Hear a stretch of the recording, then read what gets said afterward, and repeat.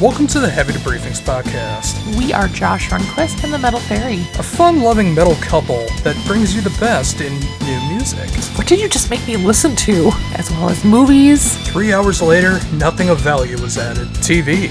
It's going good, so why not cancel it? Video games. Here's an idea. Remake the game, but make it worse. Wrestling. Why are we still watching this week after week? And all things entertainment. I knew it. I knew she was behind Black Guy Gates. And a little insight into our personal lives. You don't mind that I trauma dump on you, do you? Emotional support girlfriend, party one. He's a handsome fella. I know, you keep telling me. We're made for each other, because no one else would have us. Enjoy the show. Hey everybody, this is Josh Runquist here for the Heavy Debriefings podcast, episode 45, which I'm entitling No Use for a Theme, as a lot of stuff has been going on in the past week, and a lot of problems I've been dealing with my own mental health reasons. The Metal Faerie and I have not come up with a theme for this week, so we're just going to be covering our past week, covering a lot of news, and also some brand new singles, the albums for Out Today and What I Missed, and also checking out King's X Tapehead. Yeah. But you are hearing the voice of the Metal Faerie. And you just got back a few hours ago from your bi-weekly excursion, usually. I did. The past couple times have been kind of messy. Yes. With scheduling and stuff. Not your own fault, but for other stuff going on. But you decided to take Wednesday to Friday off. I did. Well, I was off this entire week for just using up time at work, but... I meant away from the apartment. Yes, but away from the apartment, I did head out on my little excursion for a couple days, and I am back now. How did it feel to finally get away from me for a while after being stuck with me for, what's it been, like 3 weeks, 4 weeks? Oh, it's not so bad being stuck with you. I kind of like you, so... Oh, come on. This is supposed to be a real, honest show. You don't need to lie to the people. It is. Well, anyways, like I talked about, we have all that stuff going on here, and of course all the plugs and everything that's going on. I actually want to start with some of the plugs to get those out of the way. Sure. And then go back to it at the end. If you've been noticing over the last few episodes of the show, we've been trying to do some retooling for this clown show. We have. And hopefully we're going in the right direction. It seems like we're not really getting a response one way or the other if we're doing things right or wrong. So I guess it pretty much just comes down to if we're enjoying it or not. So are you enjoying it? I am. Are you? Yeah. I like this. It's a little bit scaled back right now. I think by the time that we finally get to the first year anniversary show of doing this, we'll probably start to bring back some of those little fun intros and stuff like that. But we're already at episode 45, so I think we can wait till 52. Exactly. And I really need to recharge my batteries when it comes to all that. Of course, I'll be getting into that. But also, just make sure that you're checking out everything Heavy Debriefings. If you're checking this out on YouTube, make sure to check out the Out Today and What I Missed reviews that I do, be it in YouTube short version or the full compilation for weekly compilations that I do where it's all of the stuff at once. This week, or this past week, has been an exception as due to stuff I will be talking about. I do not appear on camera this time. Yeah. I just did not have it in me to get on camera, so I just recorded through Reaper, just like we're doing this. The audio sounds way better when we do it through Reaper instead of having the camera on there. You do have a pretty interesting picture as your thumbnail, though. Yes, there was that trend going around social media about getting an AI version of you and it comes off looking like a Pixar. I look like a Pixar villain. You do. In it. You do. Or some kind of Wallace and Gromit kind of thing going on there as well. I noticed that with the teeth. It looks like I have that Wallace and Gromit Chicken Run kind of teeth thing going on. Very elongated. Yes. It also makes my beard makes me look like a ginger, despite not being a ginger. Yeah. So. Yeah, but yeah, I just have that as like the thumbnail, and when I do the intro and the outro, and then the other albums, I just have the album covers up for, which I'm kind of thinking I might do going forward. Yeah. What do you think? So, not doing videos, just doing thumbnails of the artists? Yeah, like, I record everything that I do through Reaper here, and then I just throw up the album cover. Are you going to play snippets of their music still, or? Well, for the YouTube short versions, I can't. Right, yeah.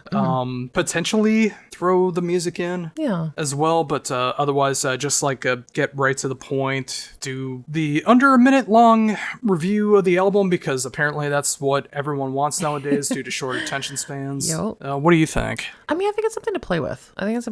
You can always test it out, see how it goes, and always, change it up again if you need to. I also saw that YouTube has a new restriction where it has to be 5 seconds or less of putting music in. Really? Yeah. Oh, that's a new thing that came out this week. Okay. Well, that makes it a little difficult, doesn't it? Yeah, it does. And I don't, especially for metal, I don't think 5 seconds is enough for you to really capture what's going on. No, not at all. Not at all. So that's why I'm kind of thinking I just might go bare bones and do this version. But I don't know. I'm playing it out in my head. Yeah, why don't we just go into that, our past week? I'll go ahead and talk about everything that's going on with me. Sure. I am in hell right now, and I wish I wasn't here anymore, to be completely and utterly honest. Yeah. I feel like I can be this honest because I'm not trying to be fake in any way, and in the description of every episode that we do have the suicide hotline and how to get a hold of anyone that needs to reach out. If you feel like that's the direction that you need to go into to reach out to people to try to find a reason to stay alive. For me, I'm not doing well at all. Yeah. I might even start crying as I talk about this, but we'll see what happens here. But basically, over the past week, I got reminded that today, as of recording this, May 17th, 2024, it has been 5 years since my brother died of sepsis, diabetes, organ failure, and so many other things that he did to his body, like chain smoking and constantly drinking and not taking any kind of medication whatsoever. He wanted to die. Yeah. It was very clear he wanted to, and maybe I think he kind of took the worst way possible to. Yeah. I mean, sepsis is like one of the worst things that a human body could go through, but that's the way he went. That's probably about the nicest thing I could say about him. Yeah. Oof. As anyone who is familiar with me, or if you're brand new to all of this, my brother was my biggest abuser. Yeah, he was. He abused me in every single way, including sexually, although not physically sexually. He did it in other ways. Right. But, physical, mental, emotional, psychological, mind-altering stuff, warping perceptions, all these different things. And I was hardly the only one that he did it to. He did it to my dad, he did it to my mom, he did it to my sisters.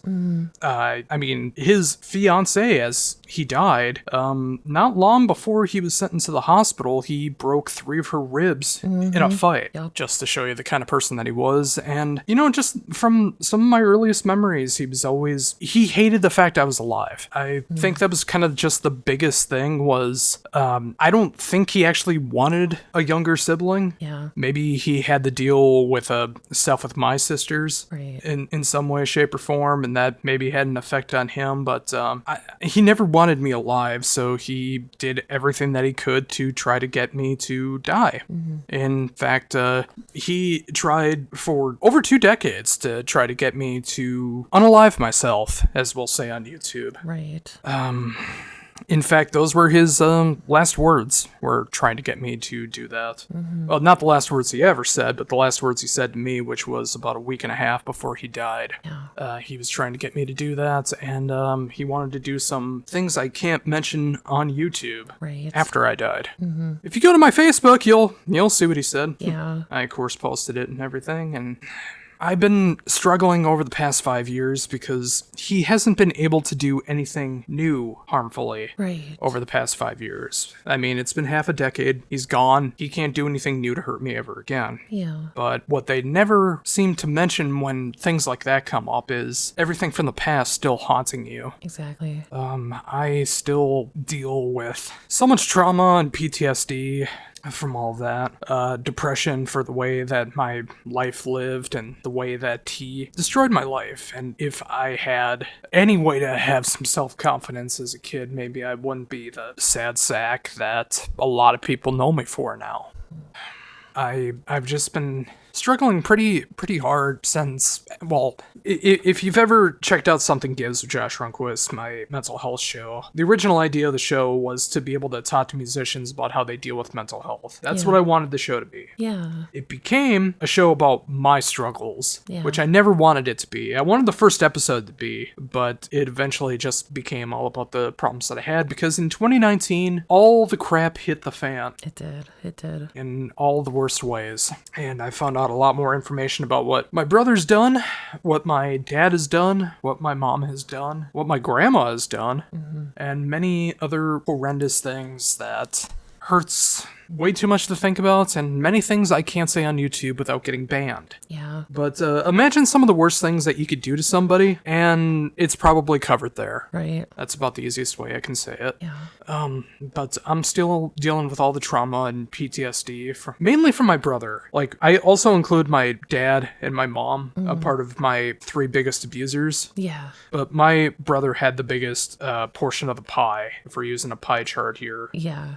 Every single day, he would beat the crap out of me, try to get me to unalive myself, talk down to me in all the worst names and language and everything that you could possibly think of. Things I would love to say right here, but again, YouTube. Right. And it kept going from, I was in single digits for an age, Yeah. all the way up till I was 30. And I was even thinking about this before you went on your excursion, like during one of the last calls I ever had with him, because he would call me from random numbers. Sometimes his girlfriend's numbers, sometimes it was unlisted, sometimes it was my own friends' phones where he would go and do this. Yeah. Like he was a sociopath in every sense of the word.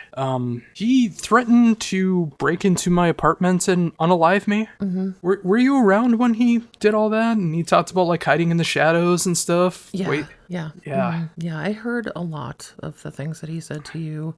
He was terrible. He was a monster. I mean, he even said things to me too, heinous things to me that no man should ever say to a woman. Yeah. And you only said one thing to him. You asked him to stop. Yeah, I told him to stop calling you. And he did exactly what I was afraid of. He started going after you. He did. He was a very, very troubled human being. He should have received a lot of help from a very early age, because he clearly was not ever in a good space, and he took it out on you, and you did not deserve any of that. Yeah, he was all about getting his own way. Absolutely. He has the same name as my dad. Yeah. And at some point, he got all my dad's social security number and banking info and everything and started stealing money from him. They used to beat the crap out of each other all the time. Yeah.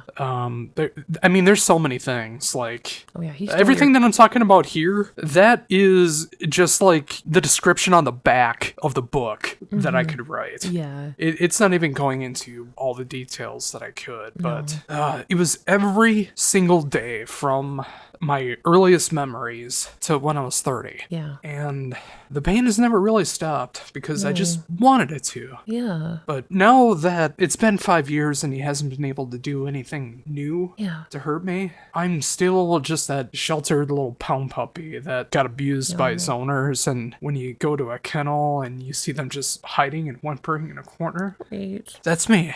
You've been through so much.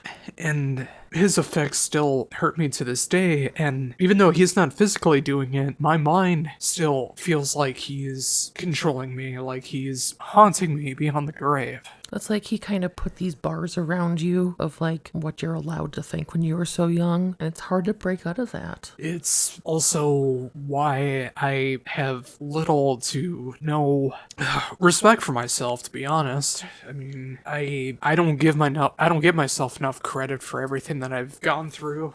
Right. I don't give myself enough credit for everything that I actually have accomplished in my life, which Absolutely. to me it feels like I haven't done anything in my life worthwhile. And I see it so different, and I just wish you could see what I see, because I'm so proud of you, and even though I know you can't see it, I think you are so strong for just being here today still, after everything your abusive family put you through, because you didn't deserve any of that. These were troubled human beings who weren't happy and content in themselves, And instead of trying to find a better self for them, they just took it out on the youngest member of the family. And that is so disgusting and wrong. To be fair, they also took it out on each other as well. That but is I was true, an but- easy target because I never defended myself. And you know that whole thing about like growing up, you think that society and so many things have told you that your parents are always right. You always have to love your family no matter what. I mean, how many movies and TV shows and Right. other forms of media are always about everything is about family. Nothing else matters. It Yep. is just family. Right. And I grew up believing that, so I just thought all the abuse that came my way was just part of it. I thought every family went through all this. Right. Did you go through any of the stuff that I've gone through? No, not at all. Like, And you know what? Almost the rest of the world hasn't either. yeah, comparatively speaking, like, And I know other people have it worse. I know that. right. But it's not competition. It's not a competition, and people handle things differently than others. Exactly. There are poor people that couldn't have a bigger smile on their face. There's rich people who don't want to be alive. Yeah,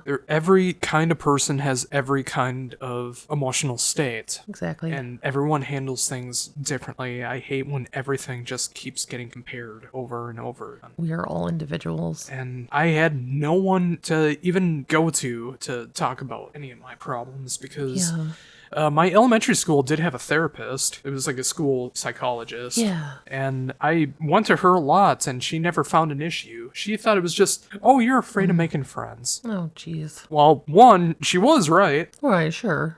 But any of the stuff that I was going through, oh, that didn't matter. Ugh.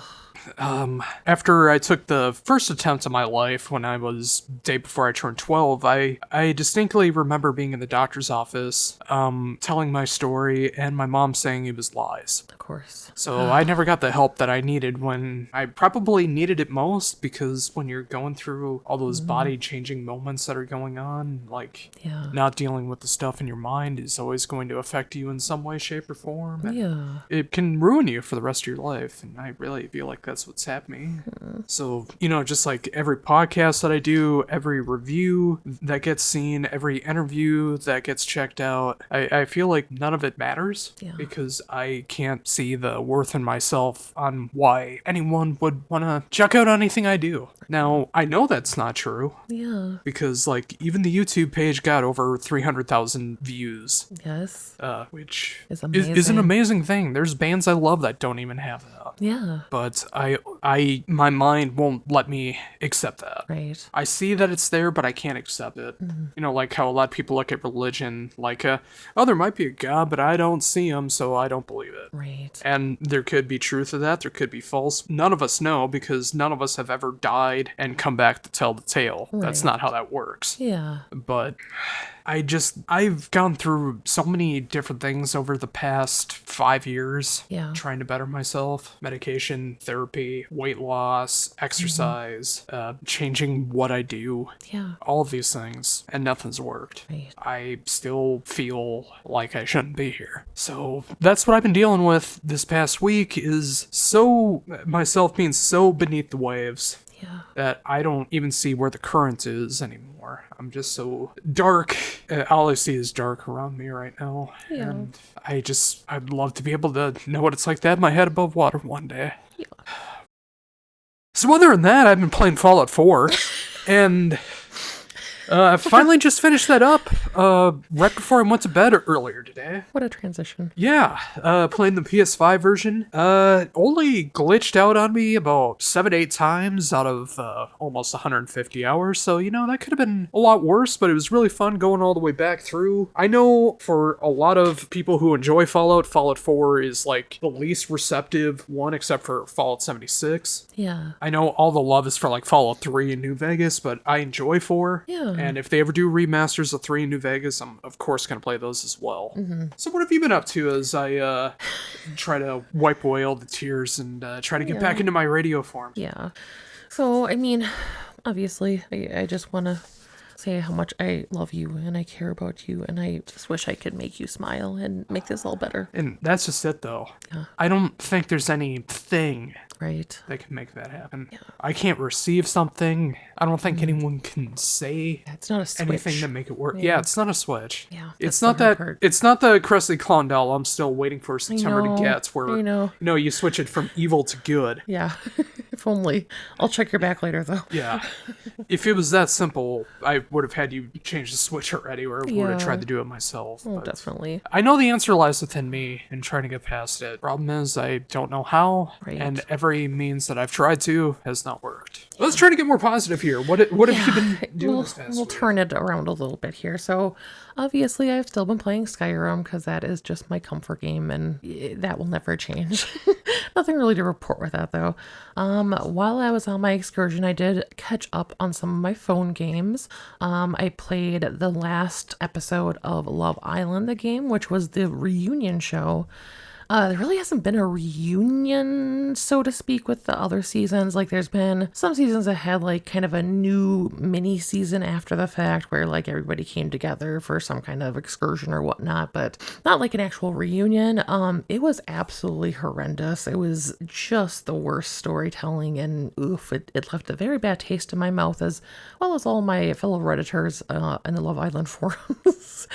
I also played Romance Club. They still have, I think it's still going on a little bit more, is a Diamond Rush, where basically all the options that you normally have to spend diamonds on to choose a certain selection are free, which I love about Romance Club, that they actually do have fairly often these time periods where they give you a few days where everything is free and you don't have to pay for anything.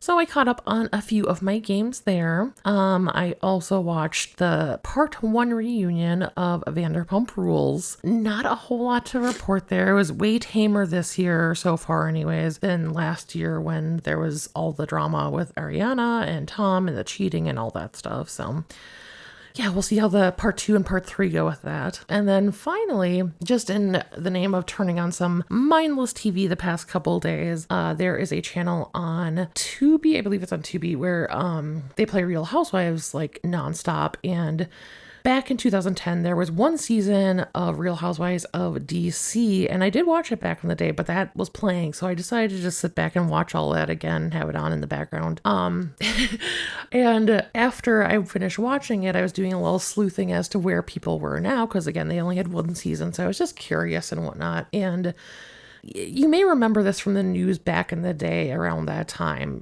even if you didn't watch Real Housewives, but there was a couple that was on Real Housewives of DC who had snuck into a White House event, and like there was all kinds of like bad press about them. Like, they snuck into a White House event. That is terrible. Like, they had to go on to like C-SPAN and everything, and they didn't answer any questions because they reserved their right to have an attorney with them, blah, blah, blah. Anyways, so I was doing a little sleuthing where they went, and they apparently ended up splitting up. But what happened was, like, in 2012, I think it was, the husband filed like a missing report for the wife because he didn't know where she was. And the wife, Mikhail Salahi, apparently she had ran away and gone on the road with Journey guitarist and founding member Neil Scahn. And what? Yeah, and they eventually got married, and they're still together today.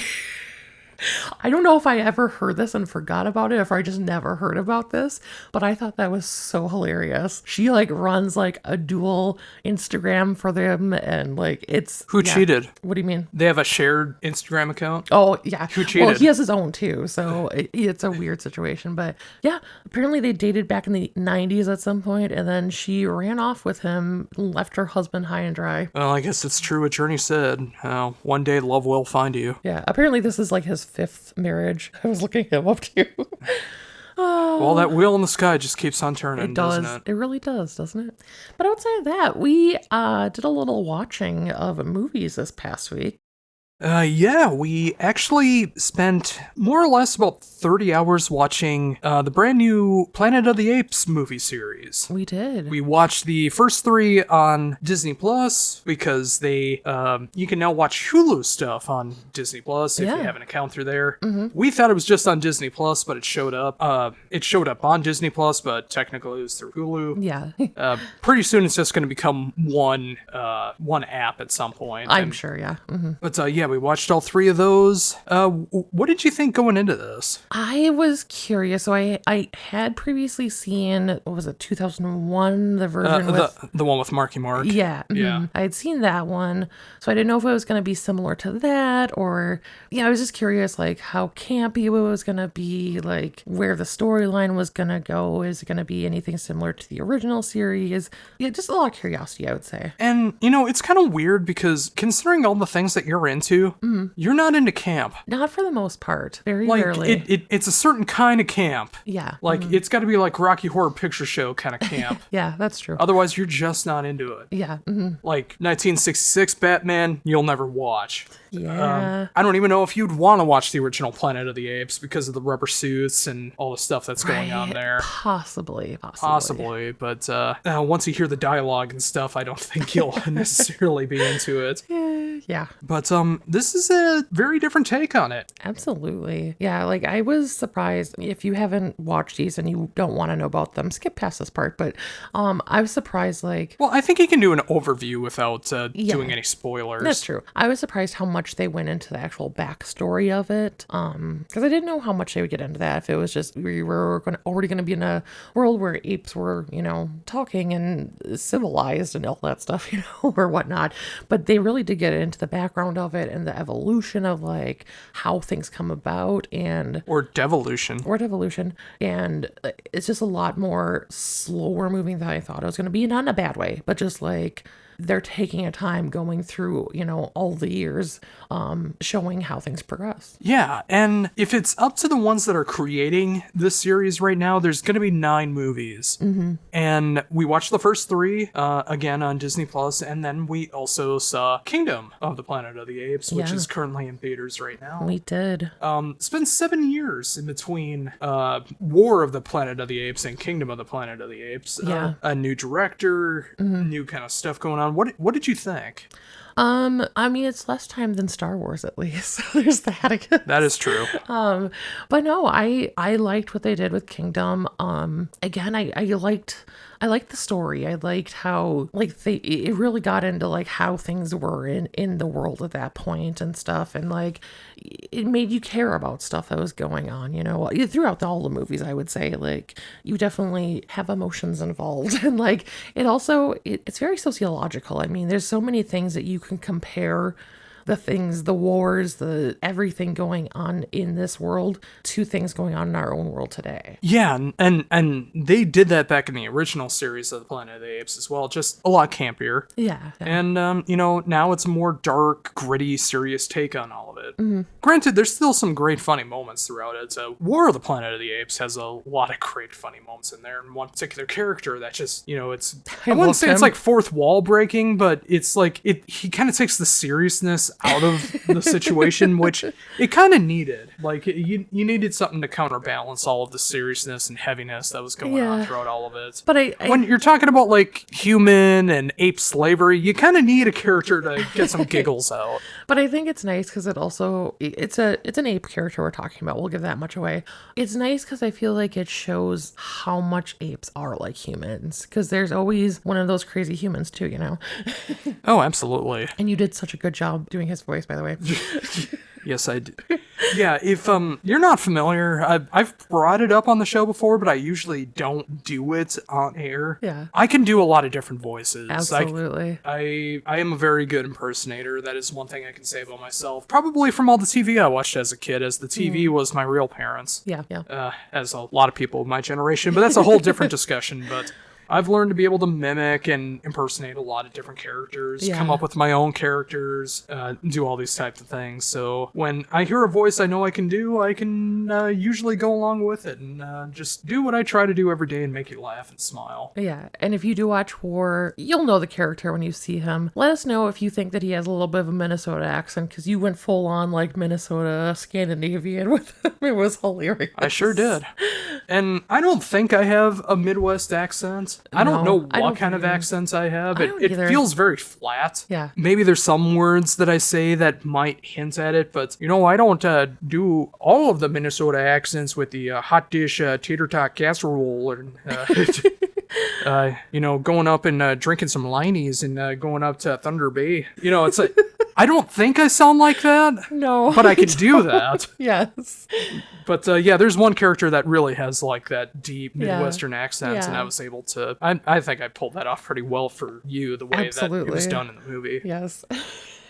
But also, one thing, I don't think it really gives anything away with the movies, but I feel like all of these are prequels to the original Planet of the Apes. Yeah. Mm-hmm. Because they're talking about Caesar and the rise of Caesar, the death of Caesar. I'm not giving any of this away because it's all in the trailers. Mm-hmm. Like, and between War of the Planet of the Apes and Kingdom of the Planet of the Apes, 200 years have gone by. So, all the characters that you enjoyed in the first 3 movies are dead. Yeah. So, it's just like it's a brand new take. It feels like it's a brand new trilogy that's going on right now. Mm-hmm. But all of this feels like it's all the stuff that happens before the original movie, which I want to say the last movie that they're going to do is the original movie, where the apes are like fully intellectual and talking like human beings. Yeah, or that final trilogy will be kind of like those movies.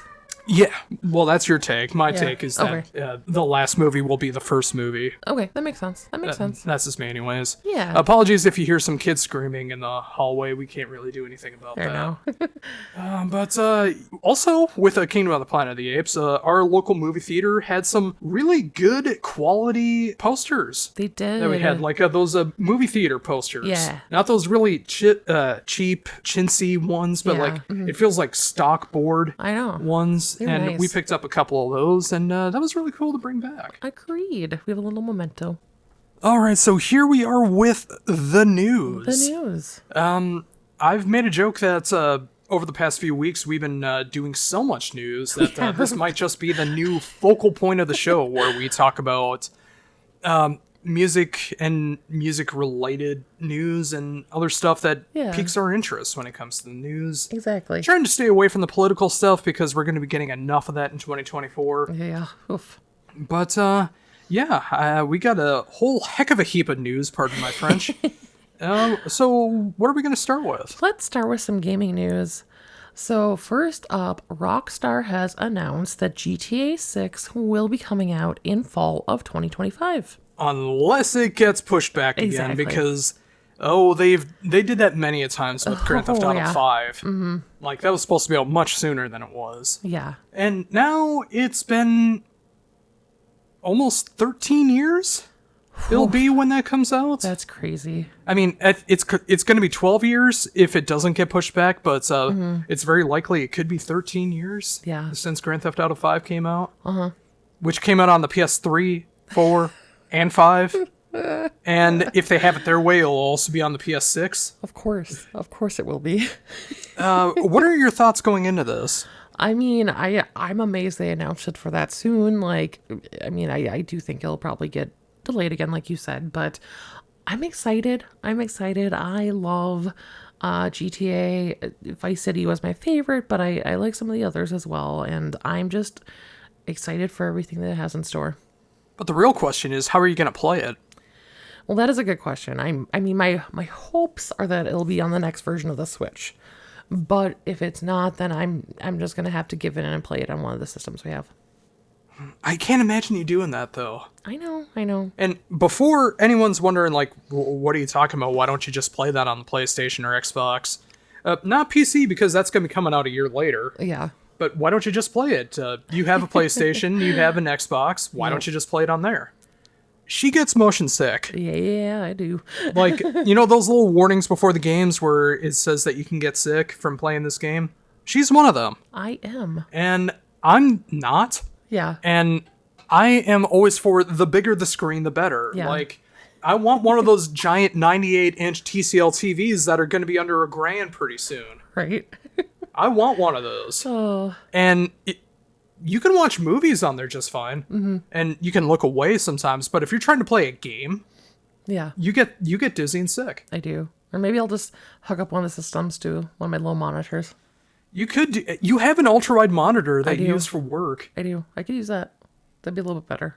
Yeah, I mean, I've mentioned this before, but the idea of us getting like another Xbox Series S that you could have over here, that you could just plug into your widescreen and then just being able to play on there. That is true. That is true. Something to think about. I've also mentioned before, like, obviously, again, it'll be at least a year after the release of GTA 6, but, you know, one of the handheld PCs, like the Steam Deck or anything like that. You know, it's just like, you love handhelds. I do. And, you know, Nintendo doesn't have all the games. I know. And sometimes when they do incorporate third-party games, they come out poo-poo.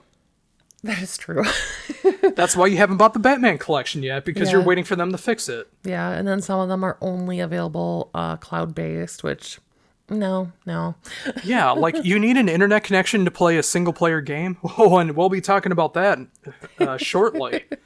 But, yeah, I just want you to be able to enjoy all these different games. I do too. Like, there's so many games I want to show you, and you've seen me play. Oh, yeah. And you've enjoyed them, but I want you to be able to play them yourself. I know. And in speaking of that, maybe after we're done recording this, maybe tomorrow, I'm not sure, but we're going to be playing the original Hellblade: Senua's Sacrifice. Yes.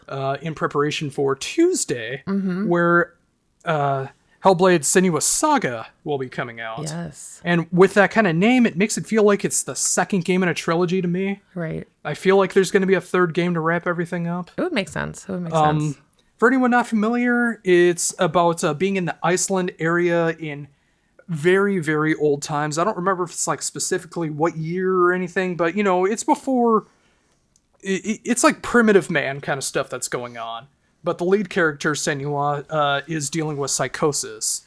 So that means that she's dealing with all these different demons in her head that are trying to pull her emotions one way or the other. Sometimes she's seeing things that she doesn't, that's not really there. Yeah. Other kinds of things. And it's kind of her mental health struggle to find herself and other things that would be giving away the game. Mm-hmm.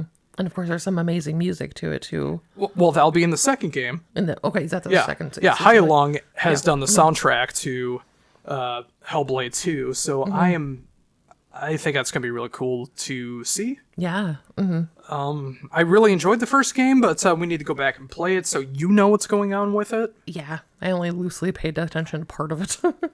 See, unless you're into it, you don't care. Like a Fallout. I tried for years to get you into Fallout, and you couldn't care less. But then when you finally watched the Amazon show, then you just like, you just took a nosedive into Fallout. I know. It's just amazing how that works. I have the Fallout cookbook on Amazon in my wish list. You do have the Skyrim cookbook. I do. You have the physical version. I do. Although I don't know how you could do Fallout without all the radiation that goes along with it. It's not really authentic unless it's all covered in radio. A little bit longer. But yeah, I'm looking forward to playing the first game, then of course the second game. I know it's not going to run the best because I'm playing on a Series S. Sure. I am aware of this, but I have the PS5 for all the top tier games that I want to play. Exactly. And I have the Series S for all the Xbox exclusives and for Game Pass. It seems like the kind of thing to do. I mean, if you want to get the most out of your gaming, you get a PS5 and then you get an Xbox Series S. That way you have the best of both worlds. Exactly. So moving onward, it has been announced that there will be an Xbox showcase in June. Yeah, they're going to be talking about all the stuff that's going to be coming out in the next calendar year, and they're also doing a after show, which has pretty much all been said will be focused around Call of Duty. Yeah. Which kind of goes into the next part of the series, the story that I'll be talking about, where it is very, very likely that the Call of Duty games going forward, the new games, will be on Game Pass. Mm-hmm. And, Call of Duty, whether I play it or not, I play whenever there's like a Call of Duty game that comes out on PS Plus for the monthly version, since I don't have the subscription service anymore for like all the PS5, PS4, and all the other games. I just get the 3 free games a month. Yeah. The basic one. Whenever there's a Call of Duty one on there, I'll download it, play the single player game, and then delete it. Mm-hmm. Because it's almost like 200 gigabytes a game now. Oh, which that's almost the entire hard drive. Yeah. Which, no. No. But, yeah, what do you think of, but the point I was getting at is, I know it's one of the biggest franchises in video games. Yeah. I know it's like Fortnite and Call of Duty are the two biggest ones outside of mobile. Mm-hmm. So what do you think of this? I mean, I think it makes sense for probably what they have analyzed. My thought is, well, Call of Duty is, one of those games that people are purchasing. I feel like they see the potential to earn more if they can get people into buying Game Pass and just kind of forgetting they have a subscription and leaving it well past their Call of Duty playing. And especially, I think there's so many kids and teenagers that play Call of Duty, and if they can get them to get their parents to allow them to have a Game Pass account, that opens up the floodgates. Hold on a second there. You're saying kids play Call of Duty? Not just kids, but I do think a lot of kids and teenagers. Kids aren't supposed to be playing this. It's rated M. Oh, yeah. What kind of sick, twisted parents would let their young children under the age of 17 play Call of Duty? I mean... Are they just ignoring the rating system? I mean, I played Manhunt when I was a teenager, so I think it's pretty tame. The joke, I'm being completely facetious here. Yes. I never, when I grew up playing kids, and again, well, you heard my breakdown earlier. Yeah. But any good moments that I did have as a kid, I was playing some games during some of that. There was no restriction on what I could play, except for sex.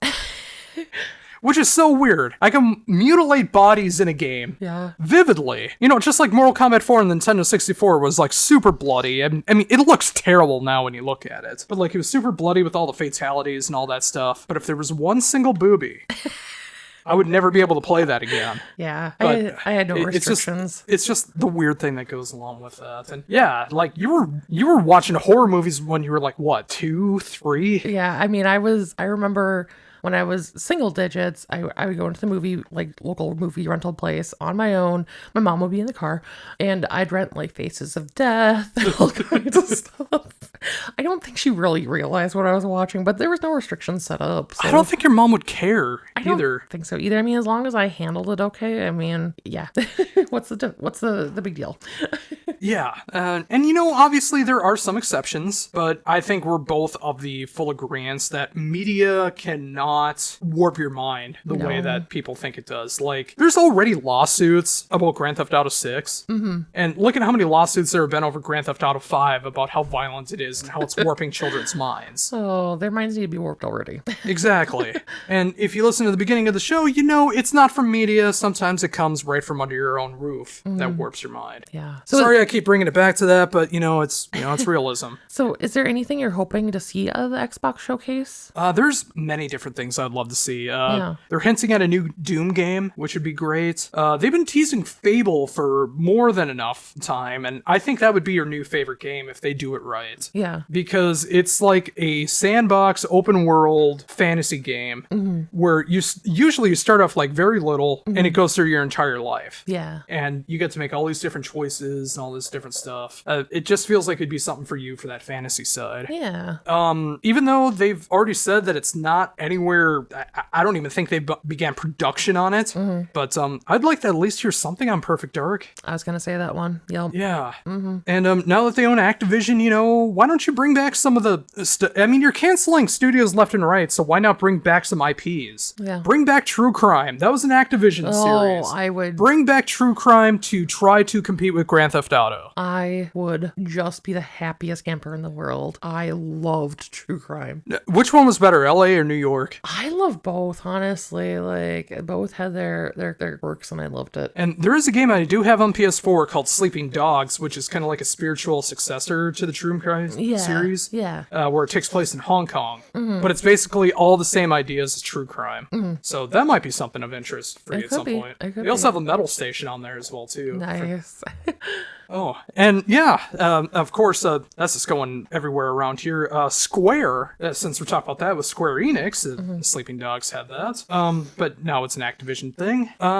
They're no longer going to be PlayStation exclusive anymore. They are looking to be on Xbox and PC and Nintendo and all this stuff after they say they've been falling short on sales for the PlayStation, which all I can say is, of course that's going to happen compared to having it available on everything, because not everybody plays PlayStation. Yeah. But also, you're selling millions upon millions of copies of all these games and you're saying it's underperforming? What kind of record are you trying to put out there for yourself? What standards are you using? Yeah. Oh. But yeah, what else do we got? Might as well keep up with the gaming stuff here since we're in the mood for that. A little bit more gaming. So some information has been leaked about the new Assassin's Creed Shadows. No gameplay has been leaked yet, but the pricing and what the different versions of the game will include has come out. So I guess the standard, which is just the base game, will be coming in at $70. The gold version, which will include a 3-day early access and the season pass, which is really when the game comes out. If you get the base game, you're being punished for 72 hours for not buying into it. You are. The gold version will be $110, and then finally the ultimate pack, which will include all the stuff that the gold included, then another ultimate pack, which is like more cosmetic visual stuff and points and other stuff. Exactly. That is $130. Almost the price of 2 full price games for a game and its full DLC. Yeah. Who needs the ultimate edition when you can get the gold one for $110? I know. Which I still feel like is overpriced. Well, wait a month and it'll be half that price because it's Assassin's Creed. Well, yeah, Ubisoft does this so often with their games. Like, if you wait a couple weeks, wait a month, 2 months, you can get it half off. Yeah. No, I remember that so vividly when I got South Park: The Fractured Butthole. Bought it for a full $60. Yep. Then, like, less than a month later, it was $30. I know. That's happened to us a lot, though. It has. No news on dates yet for that release, but a little bit you should be talking about in there. A lot of people have been waiting a long time for this particular game because it takes place in the in ancient Japan. Yes, which is one that people have wanted for a very long time. Yeah. Although I feel like there's a lot of games that are around that era. Yeah, they've wanted Assassin's Creed to be like that. Like, do you have any attachments to the ancient Japanese era at all? No, like I'm more into like mythology of Greek and like Nordic mythology and stuff. But I definitely the previous the games. 2 previous games, yeah. Well, but like Japan, I've never really ventured into. But I'm curious. I'm definitely curious. They've been fun games to watch. So also the one that I think would actually get you to play it is the one that's coming out after this, at least at some point. Assassin's Creed Hex. Okay. Which is about witches. Yes. I think that would be 100% up your alley. But light as feather, stiff as a board. Yeah, and also with this particular game, they set up pre-orders before there's even gameplay. I know. I mean, I get some people are diehard fans and stuff, and they just know they're going to want to play it, but it seems a little, what's the word I'm looking for? Just presumptuous on their part. That they're really assuming a lot of people would do that. Yeah. You know, why would you pre-order a digital game? They're not going to run out. It's true. And like there is a free like level you get if you pre-order. Yeah, free mission. But I mean, you can still wait till after you see some video of it and still pre-order. Or just do exactly what I do. If there's a game that I want to play almost immediately, if not immediately, I wait till the day before because we live in the central time zone here and games come out at 11 p.m. Brand new games. Yeah. So if there's like reviews that are out, I look to see if I want it. And if I want it, I I get it before 11 p.m. Exactly. So it's still technically pre-order. Yep. It's still technically getting all the season pass and all that stuff if that's the way you want to go. But you still know what you're getting yourself into. Mm-hmm. And it's just like, well, of course, if we don't pre-order, just like we talked about before, you get punished for 72 hours and you have to wait. It's like, I'm assuming the game comes out on a Tuesday and then 3 days later it'll come out on Friday. Yeah. So yeah, although we did this once with Starfield, we did do the 3 days early thing. We did. I don't think I'll ever do that again, but Bethesda's that rare exception. Mm-hmm. And, even just going into the sidetracking of Starfield, would you play that? There's things about it I think I would enjoy, but then there's things that I don't think I would enjoy. Like the flying the spaceships, it just seems a little too much for me. Like I just don't want to deal with that. Too much like what? Like I would rather just get on my horse and ride to the next town. Well, it's kind of like in Skyrim where you have to get there first. Yeah. And then after that you can fast travel. Right, but if I'm remembering correctly, wasn't there more like that went into flying the ship? Like you had to learn how to fly the ship and you had to have like parts to fly the ship or something like that too, or yeah, you do have to build up your spaceship. Yeah, and see that But it all kind of feels exactly the same way because you're not actually flying to each individual planet. It shows you taking off and then you go and you see that planet in front of you. Yeah. It does that for every single planet, so you're not actually going to all those different ones. Okay. It just kind of shows up exactly the same. Yeah, maybe. And they're also making a lot of changes to the game as well too. Okay. So they might have already changed the way that you fly the ships and stuff like that because there's been a lot of complaints about the game, and they're actually fixing it up a lot. I mean, if I could just take a taxi ship, then maybe. It's not as bad as you're thinking it is. Okay. And I think that they have fixed up a lot of things where it probably is better. Mm-hmm. And who knows, I'm going to be firing up the Series S at some point, so maybe you could try it out, see what you think. Okay. But, yeah, we'll see what happens. Yeah, that's all the Xbox stuff, I believe, for this week. Is that all the gaming stuff? There's gaming related, but not gaming. So up next, there has been announced that there will be a Tomb Raider series on Amazon. This has been greenlit. Phoebe Waller-Bridge, who was the creator of Fleabag, which I'm not familiar with, but she will be writing and executive producing this show. And of course, it is based on the Tomb Raider video game franchise, which shows the adventures of Lara Croft. Yes. First of all, they need the cone boobs, or at least reference the cone boobs in some way, shape, or form. Yes. I did get the remastered trilogy. Got that for like $2. Due to some gift certificates that you get through PS Plus. The controls suck. Going back to those original PlayStation games, I now remember why I don't have as much fondness for it, because I really, really hate the controls. Yes. And you saw me struggling with them too. It was rough. If I'm struggling with it, you would probably throw the controller across the room. I would. I absolutely would. Knowing what you know of Tomb Raider, is there any kind of a wiggle for you on this at all? Not really. I mean, I would watch it with you just to see what it's like, because I mean, like you said, Fallout I didn't really get into until the show either.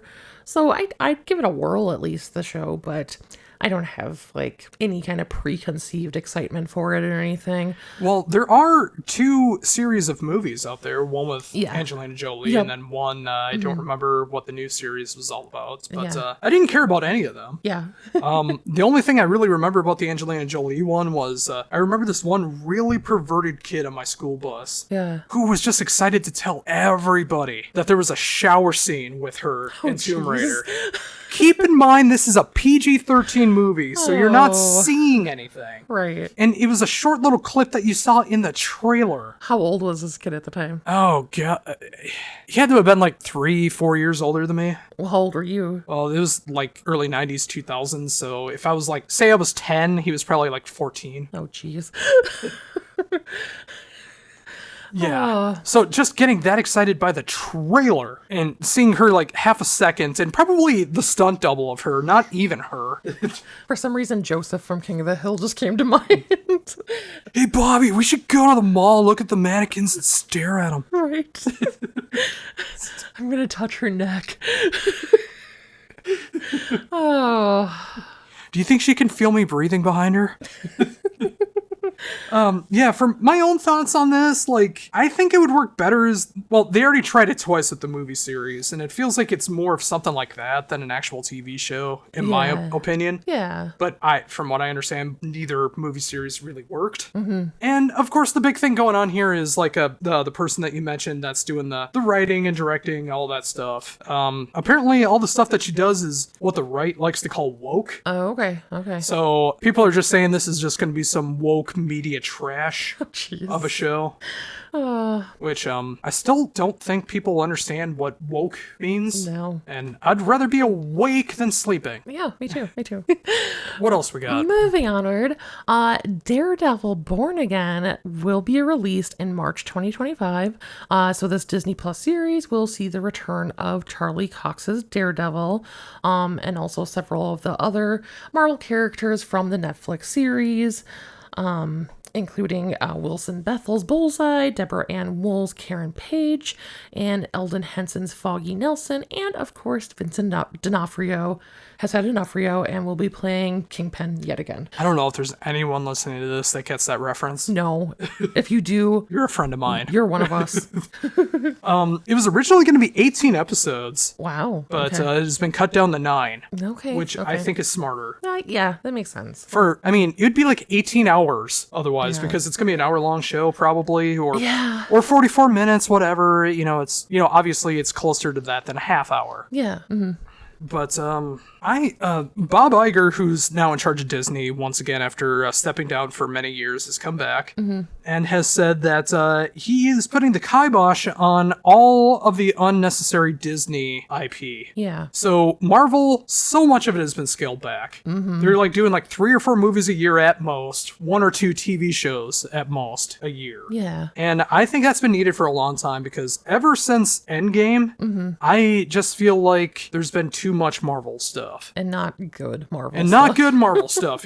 There's been some good. Yeah, oh yes. But not all of it has been good. Yeah. And I would much rather have quality over quantity. 100%. And also, when it comes to Daredevil, I'm glad to see that pretty much the whole main ensemble is coming back. And I also hope, they've pretty much all but said that Punisher's coming back for it as well. I know. I'm so Now, excited. that just makes me hope that there will be a Punisher show once again. I know. I hope so. If they're doing a rated R Deadpool, they can bring Punisher back. Yeah. Yeah. So, yeah, I'm excited for that. That's probably the next Marvel thing I'm excited for. Yeah. Although, I should mention, along those same lines, I just got done watching X-Men 97. Oh, yeah. Which I will say is the best Marvel thing that has happened in the 21st century. Okay. And I don't say that lightly, because there's so many good Marvel things that have come out in the 21st century. Yeah. But this basically takes the 90s kids show, makes it more adult, with real world things that happen. Yeah.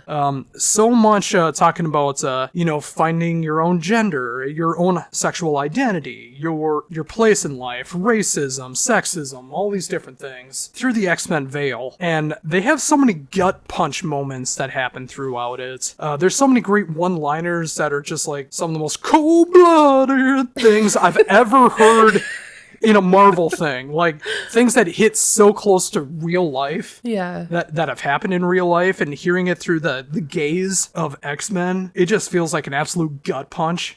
I don't think you need to watch the original series to get what's going on here. I think it's pretty self-explanatory for what's going on. Sure. It is a lot more adult. There's even a couple swears there once in a while. But I think it's absolutely amazing. The midway point, episode 5, is arguably the best Marvel thing I've ever seen in my entire life. I know I'm never going to get you to watch this, because this is not... You are very picky about your animation. Yeah, I am. Even though you'll watch something like Harley Quinn, you won't watch X-Men. Yeah. I don't understand why. I don't know why you wouldn't even at least give it a chance. But I'm very scared about the next couple seasons. It's been picked up for 2 more seasons at least. Okay. But the original showrunner was fired because he had an OnlyFans account. Oh, okay. And apparently they didn't find this out till about like a week before premiere. Oh, geez. So they fired him. Who cares? It's a kid's show, but it's also an adult show. Yeah. Like, this is as close to TVMA as you can get Yeah. through a Disney gaze without, being like Deadpool or something like that. Like, it's a very adult, mature show. Yeah. This isn't for the little 4 or 5-year-olds that we were watching the original X-Men. Sure. Who just liked all the bright, shiny colors. Like, this deals with some real world stuff. So why does it matter? Right. I mean, if he's not bringing it on the screen, who cares? Exactly. And when Disney has something like Pride Week at Disney World and Disneyland, and you're upset that someone has an OnlyFans page, Everyone has an OnlyFans page now. I hate to break it to you, we have an OnlyFans page. No, we don't. No, well, here's the misconception. OnlyFans did not start out that way. No, it didn't. But it has become that way. Yes. Although there are still some people on there that are diehards that are trying to make it the old way. Yeah. Like, I'm on OnlyFans, but I don't do that. Exactly. I do this. Yeah. You can see how I create songs. You can see how I draw. No, it's not the other stuff. No. If we ever get popular enough, I wouldn't be surprised if we did have like a Patreon or something like that, or turn on the YouTube stuff to where people can gift us money or something like that. But I'm not turning that on unless I feel like there's actually some worth to that. Yeah. And I know we're not there yet. Yeah. And that'd be something to think about in the future. But yeah, all just a roundabout way to say, if you want to watch X-Men 97, do it and have it be one of the most emotional experiences I had watching a cartoon this side of BoJack. Okay. And I'm dead serious about that. Yeah. All right. Well, moving onward. Jason Universe has been announced. So No. What? You say universe. Yeah. But it's like un-1 Yes. v3 verse. The I is a 1, the E is a 3. The first E is a 3. Yes. So basically there's a new company that is going to be coming out with a slew of different Jason from Friday the 13th products, including games and other merchandise. But no movies. Also, we didn't talk about this a couple weeks ago. A24 was going to have a Peacock show called Crystal Lake, and it got canceled before it even got started. Yeah. Maybe it had something to do with this. Maybe. But as the diehard Voorhees fan, Yeah. Also, who's the better killer, Jason or his mom? I mean, Jason has a longer career of killing, so I would say that. But it's not about quantity, it's about quality. I'm gonna go Jason still. Okay. I mean, he took Manhattan. He did. And he also froze himself for, what was it, like 500 years, 5,000 years, something like that. Yeah. And just killed people on a spaceship. Exactly, Kind of just like Leprechaun. But no, how do you really feel about this? I mean, initially it's a little bit of a head scratcher because it's like, okay, there's going to be new Jason stuff, but not new movies from a new company. Like, how did they acquire things? Like, what did they acquire? Just a lot of questions, I guess, first of all. But I mean, I love Friday the 13th. I love Jason stuff. So, I guess further question, is it the same version of Jason, or do they need to create a new Jason they're going to be using, or lots of questions, but I'm excited to see what comes of this because I love Jason. Well, using context clues, or at least what I think are context clues here, Yeah. I think they're going to be using all the different versions of Jason. Yeah. To do merchandise, to do games, to do all these different things. I think they're going to redo the Friday the 13th game, make it a little bit different, but have all the different Jasons in there. For example, maybe make it a different play style, I don't know. But I also feel like whoever owns the rights to the movies of Friday the 13th, they're eventually going to start putting out movies again, because you wouldn't believe this, but especially in the 21st century, every franchise gets remade at some point. What? Like, how many times has Chucky been redone in the 21st century already? Yeah. Like, what are we on, like, the 4th incarnation of Chucky? Leprechaun. I mean, they had Hornswoggle be a leprechaun when Warwick Davis didn't want to do it anymore. Ugh. Like, there's so many different things they could do with that, but I really feel like they're gonna try to redo Jason. Yeah. Where they show the past, the present, and the future, which is why they call it the universe. Yeah, it makes sense. To show everything. It makes sense. So now we'll move into some music news. Ooh. So something we heard shortly before we started recording this show, Firehouse has announced their new singer, Nate Peck. You may remember that their former frontman CJ Snare passed away just last month on A April. month and a half ago. Yep, April 5th at the age of 64, following a lengthy battle with cancer, but technically he did pass away from cardiac arrest. So apparently this new singer, Knight Peck, he was a contestant on American Idol in 2023. He left the show and did do some shows with Jack Russell's Great White, who their guitarist then introduced him to Firehouse while CJ was going to be recovering from surgery that he had. He filled in and did some shows with them. And then him and CJ actually became friendly. CJ gave him some kind of mentoring around just performing in general and about vocals and stuff like that. And so now they announced that he has taken his place. And I guess I'll give my take before I hand it over to you. Well, I get all the backstory. I get that he's been in the picture for a while now. Even CJ knew him, blah, blah, blah. I just feel like a little over a month is not a lot of time to pass before announcing the new singer.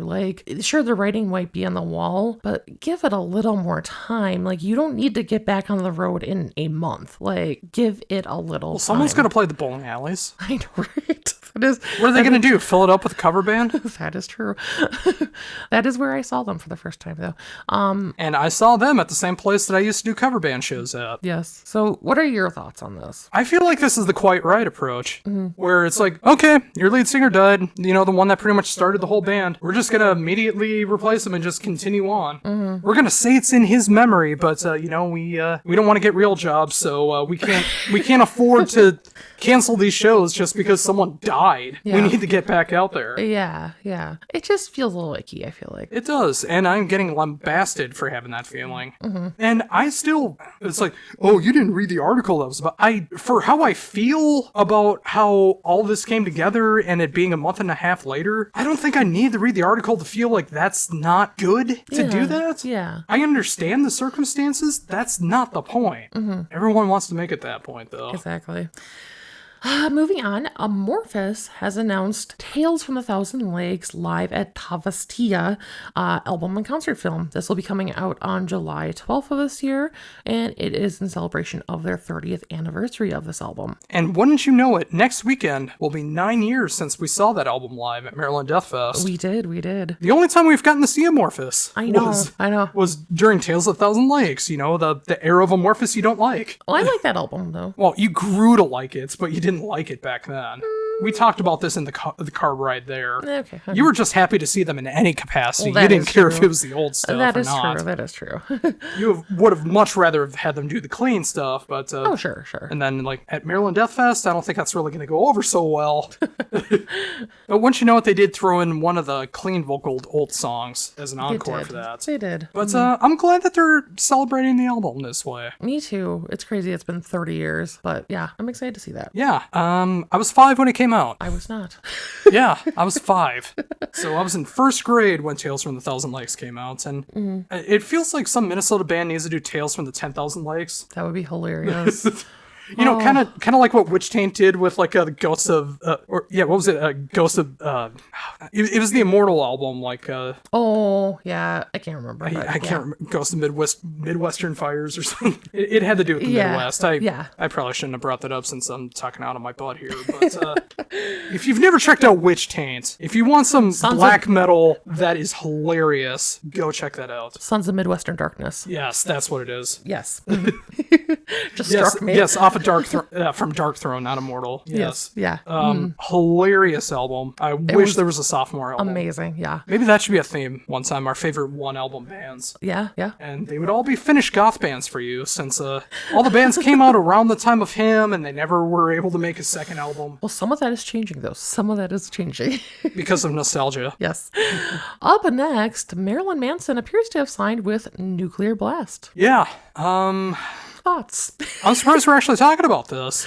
I mean, we throw a little shade You're not to associated with Nuclear Blast in any way, shape, or form. You don't get promos from Nuclear Blast. Well, that's true. You don't do interviews through Nuclear Blast. That's true. You just hear me do these things. That's true. So what do you think? Yeah. Without my opinion Yeah. affecting your thoughts on this? Yeah, you don't have to give your opinion. I'll just give my opinion. I mean... My apologies for the cough. There have obviously been some shady accusations that have come out around Marilyn Manson. So it's a little tug-collarish to have him, working with them, but I'm not in his shoes. I'm not in their shoes, so who knows? But yeah. Well, I will say these things. First of all, why now in 2024?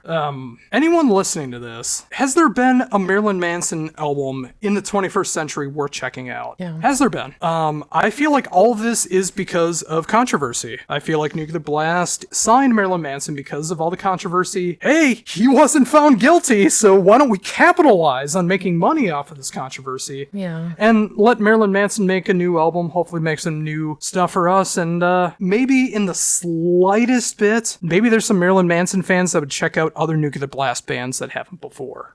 That is true. That's all I'm gonna go into. Yeah, because they have some amazing acts assigned to them, obviously. So, if at the very least they could bring attention to them, that's great. Yeah, I see a lot of people saying that this is probably like Marilyn Manson's kind of like last stretch. So he's yeah. So I mean, if Dream Theater are on their last stretch right now, this is probably Marilyn Manson's last stretch. Yeah, so we'll see what happens. Although, then again, he could very well be going into his 80s, and you see him dressing up like a vampire and stuff like that. But he turns out looking like Grandpa from the Munsters. And Maybe. So much more, I would say, but I'm not gonna. Yeah. So up next, as we kind of anticipated, Evergrey, longtime drummer Jonas Ekdahl has announced his departure from Evergrey. Yeah, we talked about this last week, and it was pretty much exactly the way that I thought it was going to be. Yeah. And I love how you mentioned, like, a new people never... We don't know what this means. Like, it's so clear what's going on. Yeah. It saddens me because he joined the band when he was 16, and he, except for a short stint where Hannes Van Dahl took over for him, played on your favorite album, but then he came back. I loved his playing. He played on my favorite Evergrey album, Recreation Day. He played on the newest Evergrey album, which is coming out, I think, next month. I think it's coming out in June. Yeah. And... I'd love to do an interview for that, but with the way things are going, I won't be getting that interview. But I really am sad because I love his playing style so much. I loved seeing him at Prog Power back 9 years ago. Yeah. And the acoustic stuff, even when he was just playing on the Jambé box. I loved everything of what he was capable of doing, and I really hope that they find... Well, they've already found the drummer that's replacing him. Yes. Yep. But I am just so curious who that is and what they're going to be bringing to the table. Yeah, and in his statement, he did say that really this is a decision he made because he just doesn't have the joy around touring and just kind of getting out there anymore and playing live. He has more passion around writing, producing, mixing, so he's still going to be involved in that side of things, possibly. But not playing. Yeah, possibly even with Evergrey, but just not doing the live thing anymore, which makes sense. I mean, he's been touring for a long time, so. And if he can get more work behind the scenes, let him. Yeah. But still sad nonetheless, but I hope whoever the new drummer is will be everything that I hope will happen in Evergrey, and I hope that they don't lose the spark, because this new album is absolutely killer, and I don't want them to go out on a whimper. Yeah. So, final piece of news, kind of going to a different area of music. Sean Combs / P. Diddy / Puff Daddy / whatever you want to call him. He has obviously, if you've been paying attention to pop culture news, he has had a lot of controversy for a variety of reasons. I think he's had 5 different accusations brought out up against him. There's also been some allegations with one of his former assistants being like a drug mule. And formerly back in November, his ex-girlfriend had taken him to court, and they had settled a federal lawsuit regarding him basically abusing her. But video has come out now of an altercation between him and his former girlfriend from back March of 2016 in a hotel where he does some really terrible stuff. So trigger warning, this is not comfortable things to hear if you are sensitive to this information, but the cameras from the hotel show the girl leaving the hotel room with her bags and going down to the elevator area. Eventually, he runs out of the hotel room and chases after her with a towel around him. He catches up to her, grabs her, pulls her to the ground, proceeds to kick her, grabs her bags, and starts dragging her back to the room partially. Then he goes back to the room by himself. She goes to grab a phone that's on the wall in the hotel, like an emergency type phone. And then he shows up again and again, kicks her, throws things at her. Just really, really terrible, terrible things. Yeah. Boy, does this sound familiar to someone that used to be a part of my life. Yeah. So this just came out, obviously. Like I said, they had reached a settlement back in November, but oof, this is horrible. I also can't say it's shocking. Yeah. I've always heard rumors about him all the way back in the 90s. Yeah. I mean, all the way from like plagiarizing music to other things and him being a control freak. So seeing that he's capable of doing all this stuff and it's on video now for the world to see, you know, it's just desserts. You get what's deserved to you. Totally. The victim of the whole situation, I don't know how she's going to recover from that. Right. Because she is on camera having to deal with this, so she's also going to get the backlash from the pro Diddy fans. It's like, well, what did she do to deserve this? Ugh. Because you know that's happening whether you like it or not. But also, what about the people that weren't on camera and the stuff that he's done in the past? Yeah. The ones who have to live in a secret shame about it, Yup. or paid off to keep quiet, or any of these things. Like, where's the justice for them, too? Yeah. But that is the news for the week. Yeah, so if you've learned anything, anyone can be a monster. Yeah. Doesn't matter if it's your family, doesn't matter if it's one of the biggest artists in hip-hop in the 20th and 21st century, doesn't matter if you own a game studio, it can be anyone, can be a monster. So I guess all I'm saying is, choose the bear. Alright, we're back for the second half of the show. We took a much-needed break after my emotional breakdown in the very first part of the show, and we figured we both needed to take a little potty break. We're back here to talk about all the music stuff, which I'm sure is most of the reason why people check out the show. No theme for this week, so we're skipping over that. Yeah. But also I decided to rename the show Choose the Bear. Yeah. Choose the bear. Choose the Bear. And in speaking of bears, I have a bear of an album that we're going to be talking about here.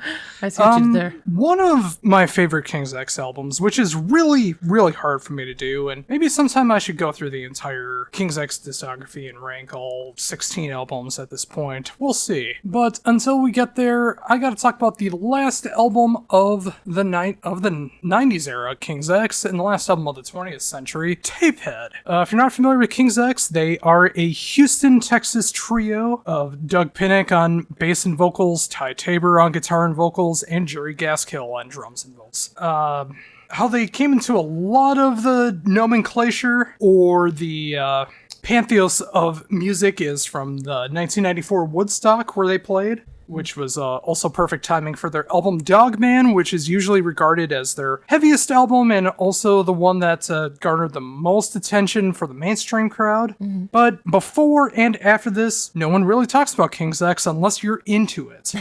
Unless you're really into King's X, you don't know King's X. And I think everyone should be into King's X. I've mentioned it many times throughout the years that every year they inch closer and closer to being my favorite band. And I think pretty gosh darn soon they will be my favorite band, because every time I go back to them, they just have everything I'm looking for. The right amount of heavy, the right amount of groove, the right amount of melody and harmony. It doesn't matter if they're playing the down-tuned stuff, it doesn't matter if they're playing the 80s stuff where Doug's vocals are absolutely insane. It doesn't even matter if it's three sides of one, where they show off the prog, classic rock, and metal side of what they do. All of it's good to me. There's only a couple albums that I would rank at the bottom, and once you know it, it's the two albums after this album. But Tapehead is one of my favorites because there's so many great songs that are played live off of this album, and I really love what they do with this. I mean, the very first track, Groove Machine, usually starts every single show, and there's a good reason for it. It's a good opener, and I'm so thankful that at least one person in my life I was actually able to convert to King's X, and once you know it, that's the Metal Faerie. Me. I got you to go see King's X at the Fine Line. Yes. That's where we got that nice little wall hanger that's in front of us right now. We did. I almost didn't get that. Yes. Due to some shenanigans that were going on. But, it's where after I met the band, and then they had you exit out. but I wanted to go back to the merch table.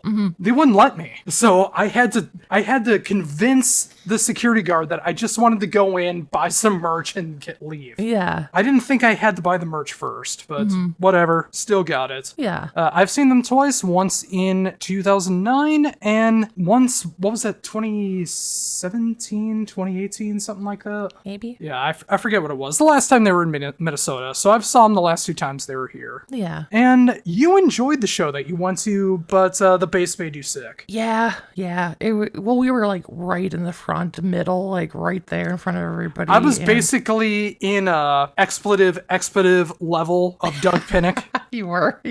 Like, if I ventured that way, I was in prime position to do so. Not saying he wanted it, not saying I would. I'm just saying it was at the same height. Just saying, let's try some things. Yes. But the bass got to be too much for you. It made me a little, I think I was a little icky going into the night too. And then being surrounded by people is just a little, ugh. So yeah, I ended up visiting the ladies' room, and then I stood in the way back by the door where it was a nice cool breeze and drank some soda.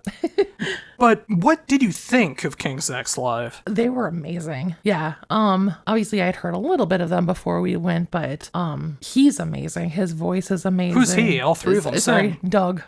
I meant Doug. Yeah, all 3 of them I mean, sang. they're all amazing, but Doug, like, his voice is something special, I feel like. And it was cool seeing like how just like into I mean the crowds are always into bands, well not always, but you know, a lot of crowds are into bands, but like it's a different level I feel like with King Zack's, like, and it's mainly dudes, so it's just interesting seeing such a large group of men be so like emotionally into music.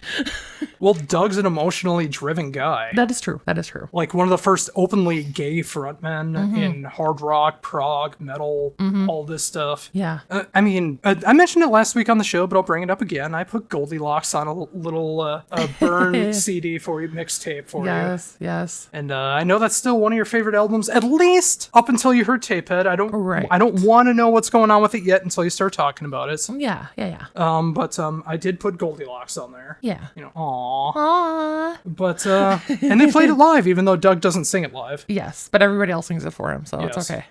But the roundabout thing I was going into all this was the community of King Zack's is sometimes referred to as the Church of Doug. That makes sense. It makes a lot of sense once you're there. Yes. And he's Reverend Doug Pinnick. That's great. It makes all the sense in the world. Totally. So, with all of that said, last week I was choosing between Tapehead, I was choosing between Ear Candy, and I was choosing between Dogman, which one to go for. Yeah. And we came to the consensus that Tapehead should be the album to go for. Although all media reviews said that I should have went with Gretchen Goes to Nebraska because that's the album with Goldilocks on it. Yeah. Mm-hmm. Or wait, no, it's not Gretchen. It's From the Silent Planet. Yeah. Sorry, that's the one that I should have picked because Goldilocks was on there. But the one thing that I just took away from you that I know before you get into this album, you love King Zack's ballads. Oh yeah. And this album has a couple of them. So you know what? Enough dilly dally. Let's just get into your thoughts. What did you think of Doug, Ty, and Jerry back in 1998 with the album Tapehead? Sure. So I'll go a little bit song by song, and then just kind of do an overall at the end. So Groove Machine, definitely recognize that one. You know, we heard it live and you've played it quite a few times around here as well. I love that song. Like I mean this in a good way. Like it's just, and this is true for a lot of their music. It's just easy to listen to, you know? A prog band is easy? I know, right? that doesn't happen very often. No, it doesn't. But they are very easy on the ears. This song is definitely very groovy, very almost kind of bluesy in a way. Like it's just that good rock. So I like that song a lot. The second song, Fade, recognize this one as well. Again, super easy to listen to. Very nice harmonies over the chorus. I really liked it. The third one, Over and Over, I love this song. I mean, this is the one that made me pick this album because I absolutely love this song. And it's what I do to you. No, all I do is let you down. No, it's not. I probably still like Goldilocks a little bit more than Over and Over, but Over and Over is a close second for the ballads for King Zack as of right now anyways. That is fair. The fourth song, Oh No, I remember the song as well. I totally thought it was OHNO. Like Cassius Ono? Like, well, no, just like, oh no. Oh, like that. But I didn't know it was O-N-O, but now I know. Again, super lovely harmonies in the chorus again, really nice guitar. There's a part where his voice gets like way more aggressive, and I love that. That was like a chef's kiss. I want to hear Doug just slam it down. Well, wouldn't you know it? There's plenty in the King's X discography and his many side projects where he does get more aggressive. Okay. The fifth song, Cupid. I found it a little repetitive, but it was still good though. I mean, it was still good. It was just a little repetitive. I love that song, but okay. Yeah. The sixth song, Ocean. Again, really nice vocal layerings in that one. I like that one a lot. Seventh, a little bit of soul. I thought Doug's voice really shined on this one. Like, it was another level with this one. The eighth song, Hate You, very, very groovy. The ninth song, Higher Than God. I like this one. It's a little bit heavier than some of the other ones, or some of it anyways. Oh yeah. And his Doug's voice is just so powerful in the chorus. The 10th song, Happy, again, kind of heavier. I like that one a lot too. 11th song, Mr. Evil. Like, definitely had some nice bluesy parts, and in a way it's somber, but I don't know, the vibe of it is somber, I feel like. I feel like you could say that about almost all King's X songs. They kind of have like a somber tone to them. I can see that.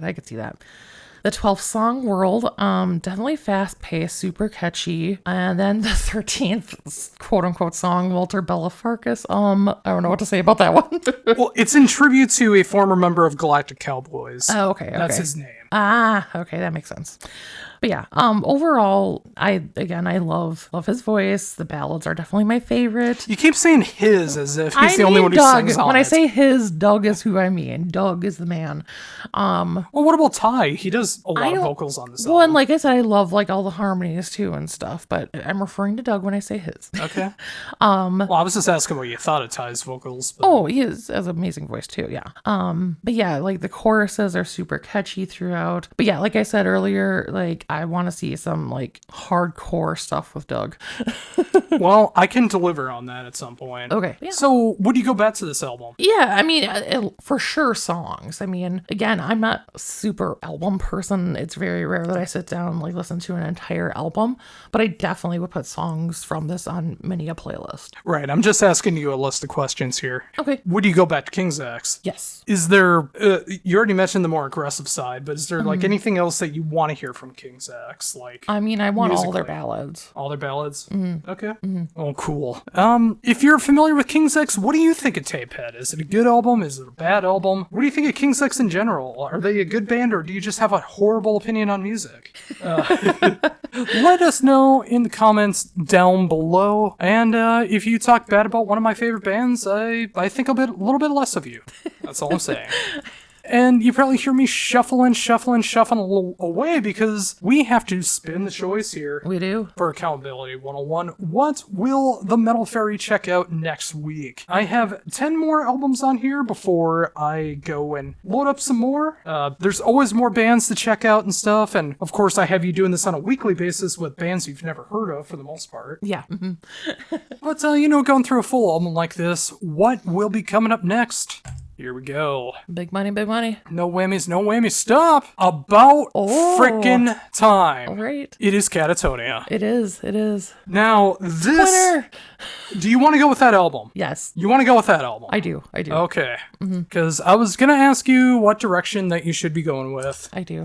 And what is it specifically about My Twin that makes you want to check out the whole album? Yes. I mean, I just love the song. Even though I make jokes around it, and if you've watched Bob's Burgers, you might understand the joke I'm making, but if you're not, then don't even bother. But outside of that, though, I mean, it really is a beautiful, like, depressing AF song. And yeah, I love his voice, and yeah. Mm-hmm. Yeah, Jonas Rensky, who is also making an appearance on the new Evergrey album. Ooh. The song hasn't been released as a single yet. I don't even know if it's going to be a single, but he does show up on the new Evergrey. Okay. So tying things back together with the news. Yeah. The album is from 2006. It is The Great Cold Distance. Okay. There are some other songs that I know that you've heard off of here. I'm pretty sure you've heard July. I know that you've heard Deliberation. Yeah.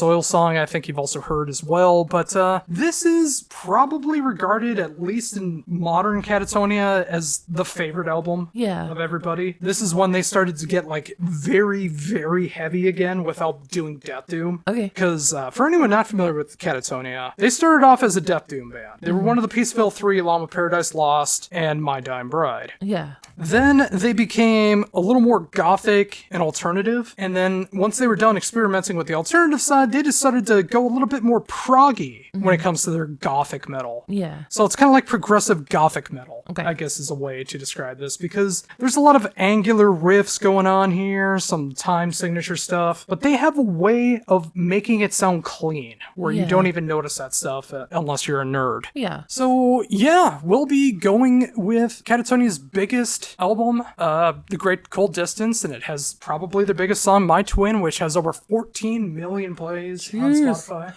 14 million of them are probably me. But yeah, I'm excited to talk about that next week and right. get some thoughts on Catatonia if you've made it this far into the show. Do you like them, not like them? Is this a good choice for the Metal Faerie? Let us know down below. And now we've reached the final part of the show, which is the weekly recap of the music we've been checking out. Yeah. We always start off, at least since we've been doing some retooling, we start off with some brand new singles that we've been checking out, and then we go into Out Today and What I Missed. And once you know, today is Friday as we're recording this, so It is. all the albums that are out today are technically accurate. Yeah. That'll be 8 brand new albums that are out today and 3 I missed along the way, but let's get into those singles first. Yes. So first up, Dad has Disneyland After Dark, thank you. Yes, they have released 2 new singles, The Ghost and First, Second, and Third, off of their upcoming album, Speed of Darkness. What Both were of your them were thoughts? fine. Yes, exactly. They were fine. They're fine. Like, unless I was interviewing them, I don't even know if I'll check out the album. Yeah. Because it's just, like, if I heard it on the radio, I wouldn't turn it off. Yeah. But it's also not something I would gravitate towards. Yeah. The Ghost was slightly better than the other song, but you know, I've definitely heard worse out of bands from the 80s, but I've definitely heard better as well. So it's there, you know, good for them for doing something. Well, what about that Trickster EP earlier this year, where they did all the covers? Oh, I've blanked that out of my mind. Oh, at this you were point. the one who told me about it. I know. I've completely. They blanked did it like out. 9 Inch Nails. You know what? Pause for the cause. It's going to be a pause for the cause, but I'm also going to be talking over it as well because I don't think it's going to take that much effort to do. But yeah, the Undercovers EP Okay. with 50 Ways to Leave Your Lover by Paul Simon, Terrible Lie by 9 Inch Nails, Dirty Deeds Done Dirt Cheap, Ugh. AC/DC, Revolution, AC/DC, Fight for Your Right to Party, Beastie Boys. There's the only one that I don't know off of name is Pump It Up. Is that familiar? Isn't that Aerosmith? Or? It could be Aerosmith. When I hear Pump It Up, I think of the WrestleMania theme from the 90s. What was that? Whoa, WrestleMania. Pump it up, fighting pump it to up. survive. Pump it up, pump it up. Produced by Simon Cowell. Before he was the beloved a-hole on American Idol, he produced the WrestleMania album. Never forget. Oh, that's great. So what do we got next? Yeah, so moving on, we also checked out the new single Psychopath from Body Count off of their upcoming album Merciless. Yes, and despite me playing them many of times, this was like the first time you've actually paid attention. Yes, yeah. So what did you think? I really liked it. It was super catchy and visually, I mean, it was a lot of like dark stuff, which I'm into, so. Oh yeah, so much of their stuff is either very tongue-in-cheek, Yeah. or it's like straight up like murder, Yeah. like serial killer, Yeah. psychopathic kind of stuff. And once you know what, this song absolutely lives up to the title name of the 100%. song. Yeah, I liked it. It's a lyric video, which I remember in my last band, my guitarist of that band hated lyric videos. Why? He thought it was a fake cop-out, and bands should only put out real music videos if they're going to do one. I mean, okay. Not all bands have the ability to, first of all, but Well, then you shouldn't do it. But I mean, as somebody who like is like all about the vocals and the lyrics and stuff, it's nice for me because I can't understand people's words at all, even when they speak.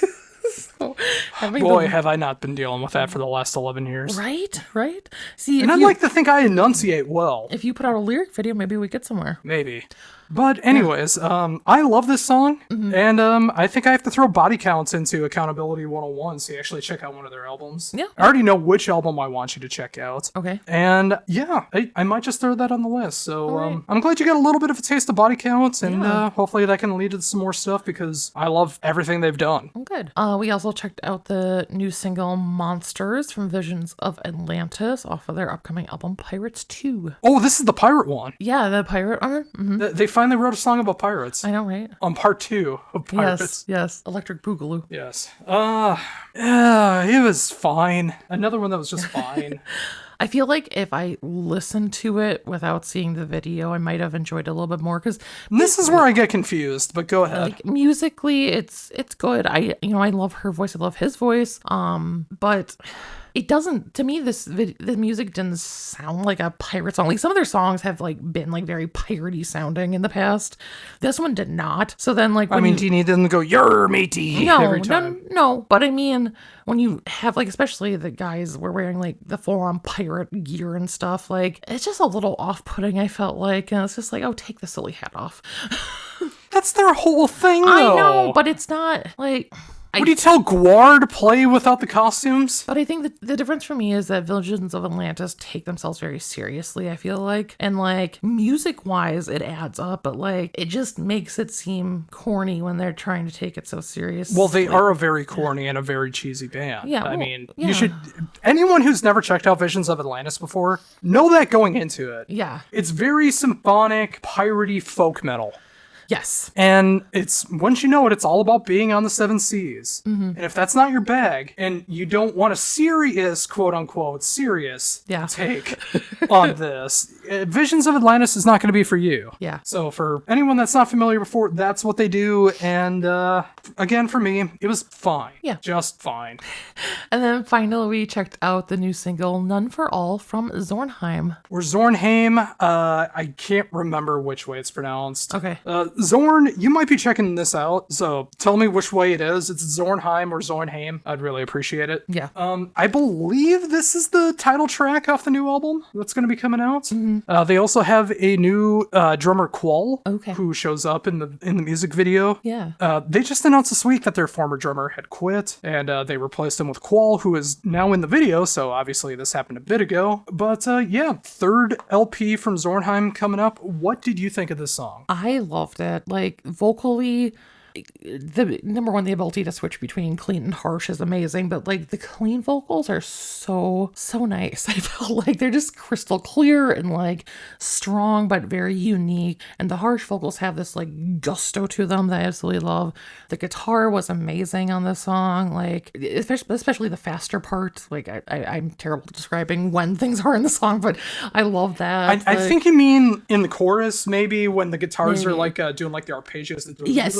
Yep. Mm-hmm. I love that. Yeah. But throughout it was amazing. Yeah, I love this. I'm so excited to hear more. This is one of the most simple Zornheim songs to date. A little dialed back. Yeah, it's really dialed back. Like the previous albums are like, sometimes they're like full scale assaults on like black metal or melodic black metal or symphonic metal. Yeah. This is more reserved. Mm-hmm. And I honestly think it's for the benefit of the song. Mm-hmm. I'm curious to see if the rest of the album is going to be this more streamlined, or if it's going to be more, or what direction they're going to be going into. One of my, I think it was my last interview last year, was with Zorn from Zornheim. Yeah. And he was describing what the new album was pretty much taking shape to be. Okay. And like he was talking about like the album cover, and he was talking about like some of the direction that it was going to be going into and story wise, because all the albums are connected, just like King Diamond. All of it's all connected. Yeah.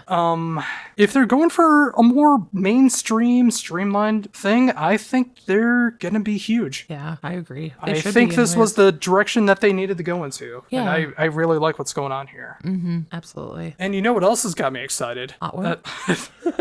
Thank you for bearing the lead. Yes, out today and what I missed for May 17th, 2024. As I mentioned earlier, 11 albums made it into my reviews this week. If you check out the YouTube compilation or the YouTube Shorts version of this, you'll notice my ugly mug is not on camera. That might be a direction that I keep going with. with because I like the fact that I got all this done in under an hour. Yeah. With my production skills, with how I do audio and everything, this took less than an hour to put 11 album reviews together. Yeah. So that might be the direction that I go into. But if people do like seeing my ugly mug for some reason, if you want to keep mentioning about my baldness that's happening, maybe I'll keep going. Because every time that you mention that I'm bald, it's engagement on YouTube. Exactly. Which means at least one more person has the chance to see the video. So there you go. Send all the hate you want to. I don't care. There's nothing you could do to me that I haven't already been through.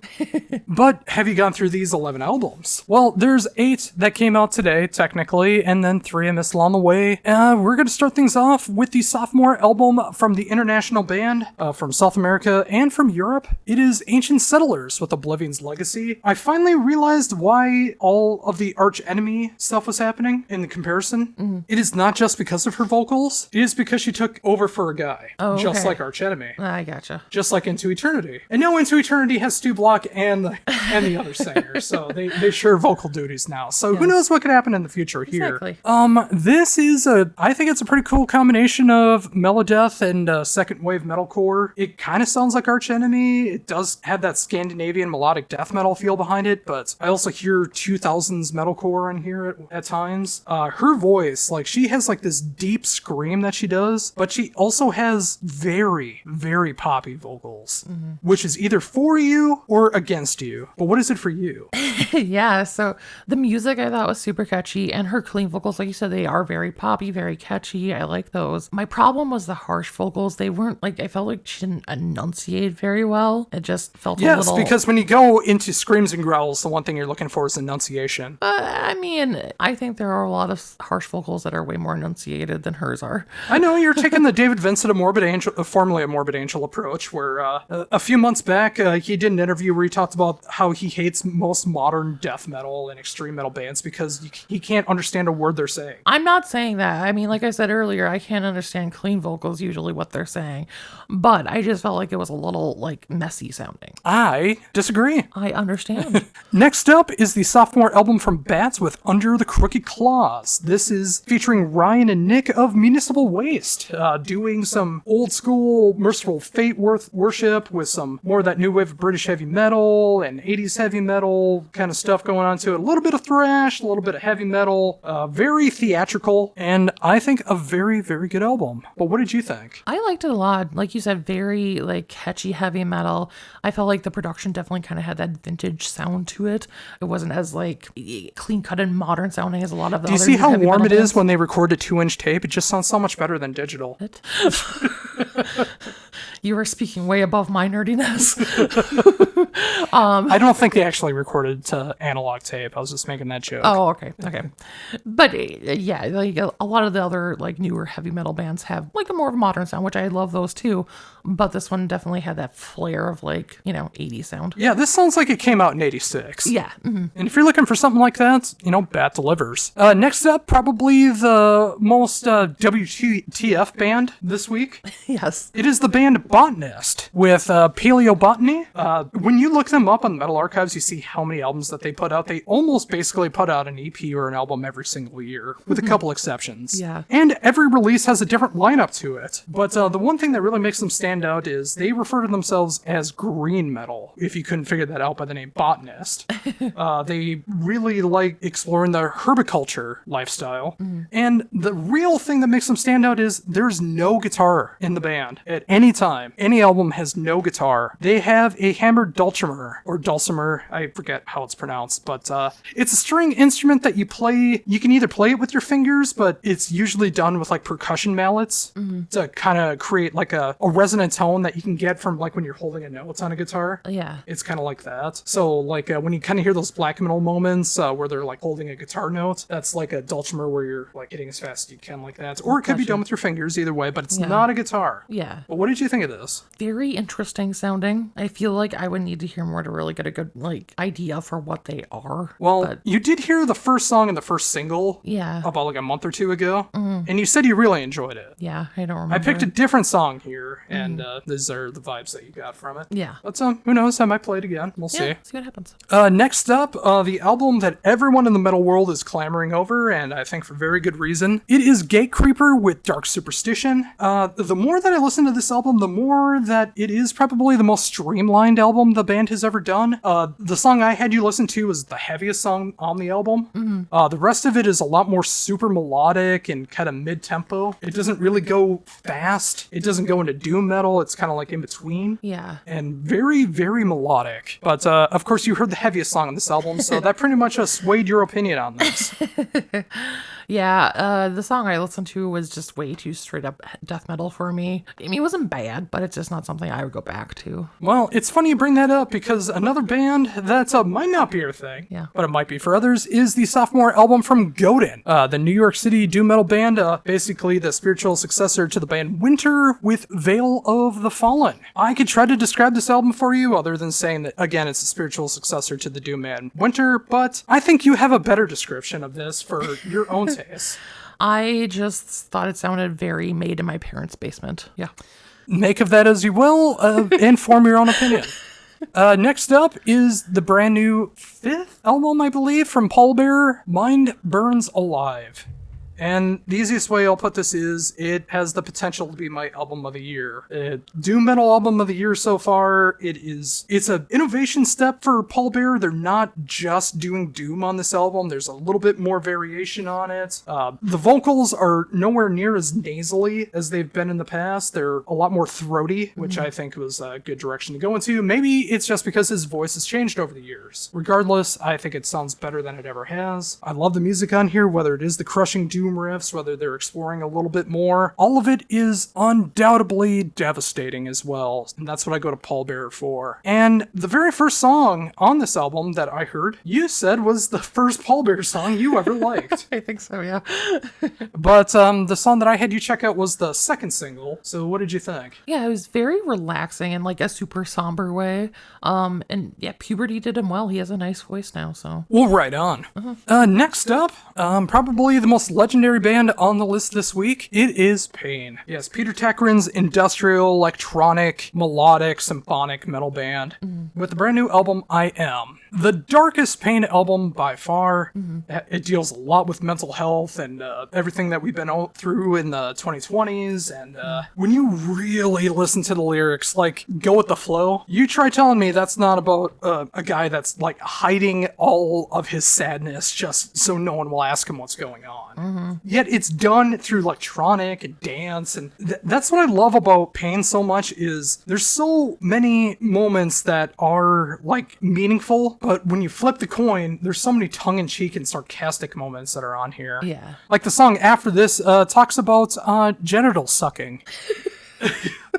So, you know, you get the best of both worlds there. But what did you think of this? Yeah, I love Pain. I mean, it was catchy as always. And like you said, it's a good mix of like, you know, upbeat, like electronic, everything, like, but also like has meaning behind it and has darkness behind it. And yeah, I love Pain. Next up, the last one for brand new stuff is another sophomore album. This has been the week of sophomore albums. Yeah.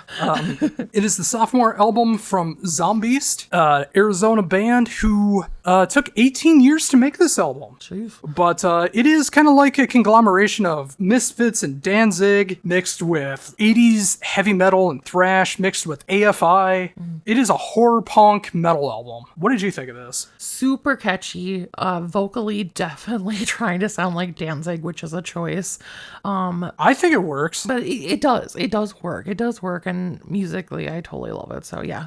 Yeah, you should check out the rest of it. I think it really works well. Yeah. And these next three, the last three, are ones that have been out for at least a week that I finally got to catch up on in the past week. Guess again, it is another sophomore album from the band Dark Flight with Entropy. Oh, my mistake, third album, Entropy. The band started off as more of like a blackened doom metal kind of sound.